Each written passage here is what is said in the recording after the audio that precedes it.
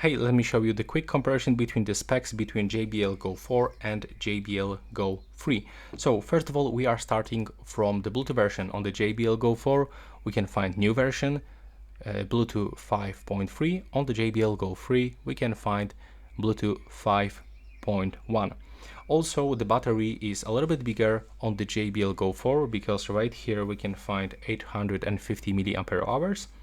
When on the JBL Go 3 we can find 750 milliampere hours, which give us around 7 hours playtime on the JBL Go 4 and around 5 hours of playtime on the JBL Go 3.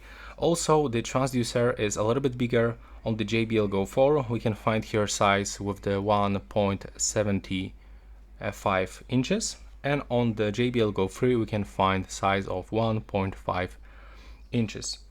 And there's also difference between the frequency response. So on the JBL Go 4 we can find from 90 Hz, and from the JBL Go 3 we can find from 120 Hz. And there's also the battery charge difference, because this one has a little bit bigger battery, so it will actually charge a little bit longer, and this one will charge a little bit faster.